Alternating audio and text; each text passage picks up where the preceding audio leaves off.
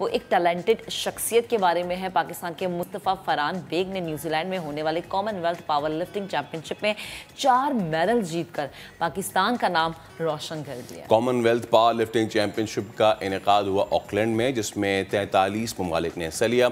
मुस्तफ़ा पाकिस्तान के वाहिद खिलाड़ी जिन्होंने पाकिस्तान की नुमाइंदगी की और एक ही काफ़ी करी। मुस्तफ़ा ने 110 किलोग्राम वज़न कैटेगरी में चांदी के तमगे समेत मजमूई तौर पर 1, 2 नहीं 4 मेडल्स जीते, पाकिस्तान का नाम रोशन किया। 2019 में मुस्तफ़ा फरहान ने इन्हीं गेम्स में पाकिस्तान के लिए 2 गोल्ड, 1 सिल्वर और 1 ब्रॉन्ज मेडल जीता था। हमारे साथ एक तो ऑकलैंड से मौजूद है मुस्तफ़ा, टाइम डिफरेंस जो है वो उसको भी हमें देखना चाहिए, और उसके साथ जो है मुस्तफ़ा हमें ज्वाइन कर रहे हैं। शाम हो रही है। मुस्तफ़ा अस्सलाम वालेकुम। सबसे पहले तो थैंक यू सो मच, आप हमें ज्वाइन कर रहे हैं। आपको बहुत बहुत मुबारकबाद। 1 नहीं 2 नहीं पूरे 4 मेडल्स आपने जीते हैं। हाउ इज़ द फीलिंग, सबसे पहले तो ये बताइए। अस्सलाम वालेकुम, thank you for having me और ये मौका देने का कि मैं ये अपना एक्सपीरियंस और एडवाइस डिफरेंट यूथ और एथलीट्स के साथ शेयर कर सकूं।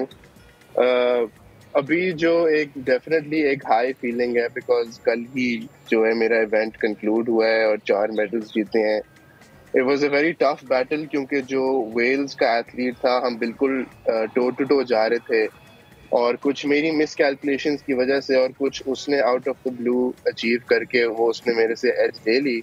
But it was a very fun battle, very rewarding and achieving, और अब मैं अल्हम्दुलिल्लाह I am very happy and satisfied with my performance as well. Okay, सही। अच्छा मुस्तफ़ा, मुझे ये बताएं कि कैसा फील हो रहा है, और सेकंड ये कि जब आप 4 मेडल्स अपने सीने पे सजा लें तो उसके बाद मैं ये जानना चाह रही हूँ कि नेक्स्ट आपका प्लान क्या होता है, क्योंकि बहुत सारे लोग कहते हैं 4 मेडल्स ले लिए बस, ओके ठीक है, बहुत कामयाबी हासिल कर ली, तो नेक्स्ट प्लान क्या आपका? और मैं भी उन लोगों की तरह ही था। मैंने 2019 में जैसे अर्ज किया कि एशियन चैंपियनशिप्स में 2 गोल्ड जीते थे, तो मैंने कहा था कि अब वो लेवल ऑफ अचीवमेंट हो गई है तो ये भी अब उतना ज़्यादा डिज़ायरेबल और अच्छा नहीं फील होगा। लेकिन फिर जब आप पोडियम पे खड़े होते हैं, आपने फ्लैग पकड़ा होता है, आपने जो पाकिस्तान का झंडा है वो पहना होता है, तो उस फीलिंग को कभी भी जितनी मर्जी दफ़ा आप अचीव करें, वो it's always the same honour and pride to represent your country, और आप उसमें अचीव करना उससे भी एक बहुत बड़ की बात है। I am very grateful and I appreciate the opportunity as well.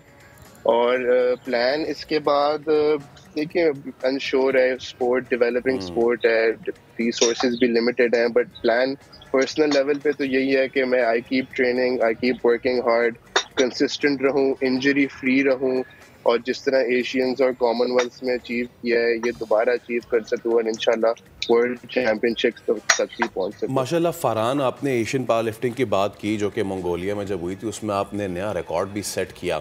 मैं चाहूँगा ज़रा देखने वालों को बताएं पावर लिफ्टिंग में होता क्या क्या है, like bench and then the row and all. तो मैं चाहूँगा कि थोड़ा सा इसके डिसिप्लिन के हवाले से बताएं ताकि लोगों को भी पता चले कि power lifting is not just खड़े होके आपने एक रॉड उठा ली। Please go on.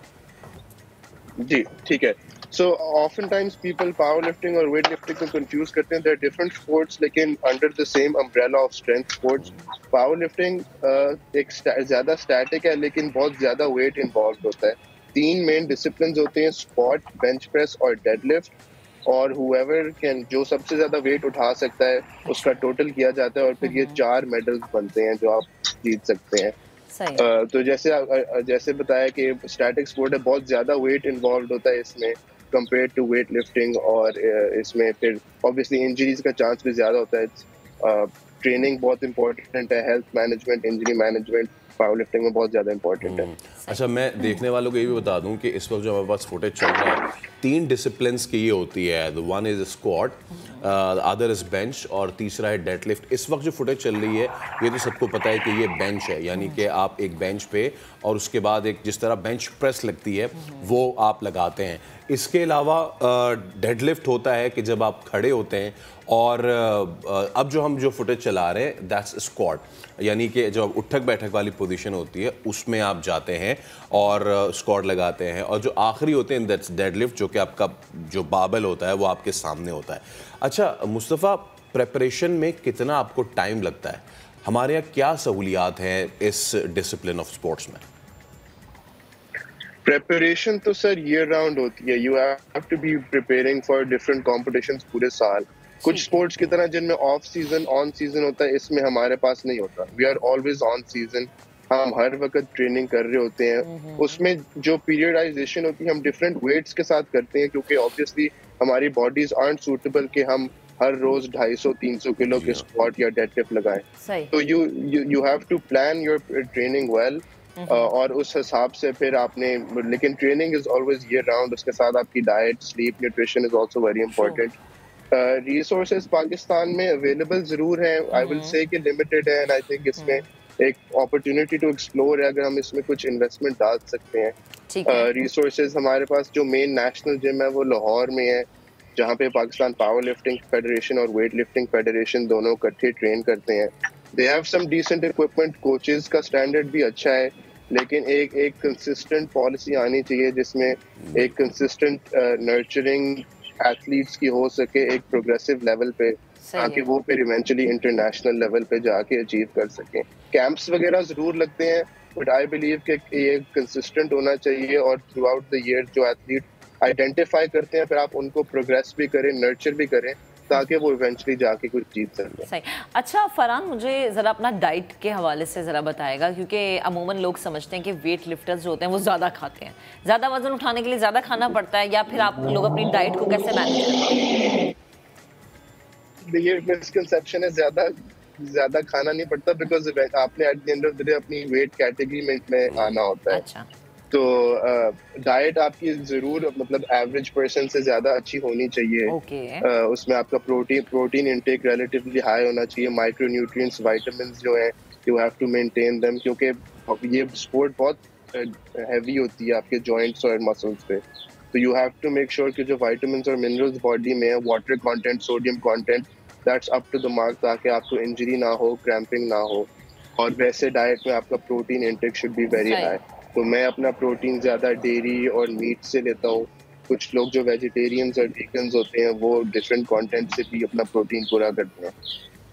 Mustafa, her athlete का प्रीमियम जो ड्रीम होता है दैट्स ओलंपिक्स. तो आपका भी यही है, और इस हवाले से क्या प्रेपरेशन है, क्या तैयारी है आपकी? बेसिकली जो power lifting as a sport है वो करंटली ओलंपिक्स के अंदर नहीं है. वो ओलंपिक्स का जो कंपेटिटर आप समझ लें वर्ल्ड गेम्स है उसके अंडर आती है. सही.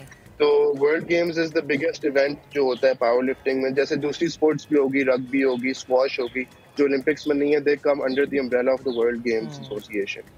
तो जो सबसे बड़ी अचीवमेंट पावर लिफ्टिंग में होती है वो वर्ल्ड गेम्स में होती है. अभी रियलिस्टिकली स्पीकिंग पहले मुझे वर्ल्ड चैंपियनशिप्स तक पहुंचना है, और अगर मैं उसमें कुछ अच्छा कर सकूं उसके बाद फिर जाके वर्ल्ड गेम्स तक जा सकते हैं. क्योंकि वर्ल्ड गेम्स में सिर्फ 10 से 15 power lifters around the globe को बनाया जाता है. और उसमें कोई कैटेगरी जूनियर की नहीं होती. अभी मैं क्योंकि जूनियर हूँ, मैं जूनियर कैटेगरी में खेलता हूँ. तो दैट इज द एंड गोल कि मैं इंशाल्लाह वर्ल्ड गेम्स में एज अ जूनियर जाऊँ और खेलूं, वर्ल्ड चैंपियनशिप्स में एज अ जूनियर जाके कुछ अचीव करूं.